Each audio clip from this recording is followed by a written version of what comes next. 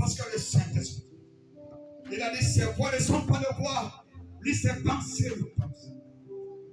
Aujourd'hui, il a rendu ton culte extraordinaire. Dieu lui merci. Merci, Papa. Nous arrêterons jamais de rendre grâce pour nous avoir conviés, Seigneur, sur cette montagne dans cette chambre haute, pour nous recharger, pour nos capacités, pour nous parler, pour nous encourager, enfin d'affronter la nouvelle semaine qui commence. Merci, Père éternel. Ne glorifie pas Dieu. Tu es convaincu que si au jour d'aujourd'hui, il te rappelait, tu n'as aucun témoignage. Aujourd'hui encore, il veut rendre ta présence en ce lieu extraordinaire. Amen.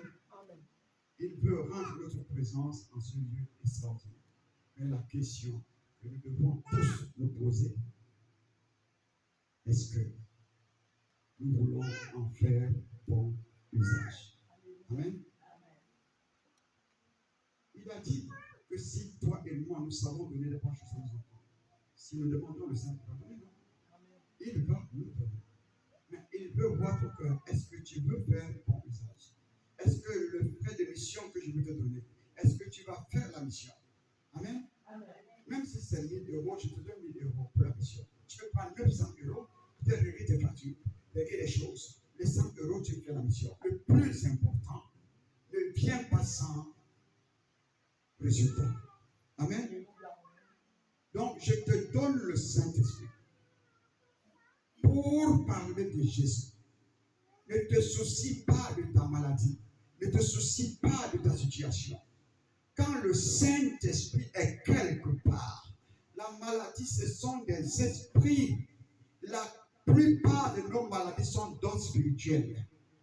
Et ce sont des esprits. Voilà pourquoi même les médecins ne peuvent pas voir physiquement. Ils sont obligés de prendre les microscopes pour voir de quoi tu souffres. Mais si tu as le patron des esprits, le Saint-Esprit en toi, de toi à moi, ce mari de lui, ce cancer, ce diabète, cette sorcellerie, ces envoûtements ne peuvent plus continuer à régner là où il y a le Saint-Esprit. Soyons conscients, bien-aimés. Le problème n'est pas du côté de Papa bon Dieu.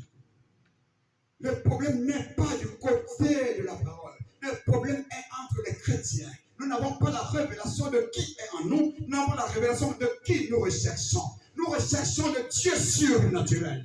Le boss des esprits, quand il est quelque part. Le mari de lui ne peut pas régner. Quand il est quelque part, la stérilité ne peut pas régner. Quand il est quelque part, le célibat ne peut pas régner. Le Saint-Esprit rend l'impossible possible.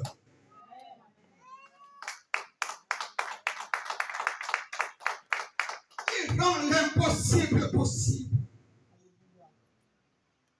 Il dit l'esprit qui a ressuscité Jésus d'entre les morts, c'est le même esprit que nous recherchons en ce lieu. Le Saint-Esprit. C'est lui qui a ressuscité Jésus d'entre les morts. Le Jésus qui nous a sauvés. Lui aussi, il avait besoin du Saint-Esprit. À peu près, pendant 30 ans, maman, il voyait les paralytiques marcher. Il ne pouvait rien. Il marchait pendant ces 30 ans. On emmenait les gens. Là-bas, il y avait deuil. Jésus était là. Il est incapable. Mais la Bible nous dit, quand elle est rentrée dans les eaux baptêmes, elle est sortie. Le ciel s'est ouvert. Et une voix est sortie des rochers. Il dit, celui-ci est mon fils bien-aimé. Amen, alléluia. La première fois que Papa, mon Dieu, regarde la paternité de son fils. C'est la première fois, il dit audiblement, les sorciers ont entendu, le monde entier a entendu, tout le monde a entendu, que celui-ci a été identifié par son papa. Mon fils, bien. Mon fils. Je peux imaginer la façon dont vous protégez vos enfants. Comment nous protégeons nos enfants. Même si tu n'es pas fort, si tu touches un enfant dehors, il va dire, je vais appeler mon père. Même si son papa n'est pas fort, il va courir sur toi. Amen. Pour lui, son papa,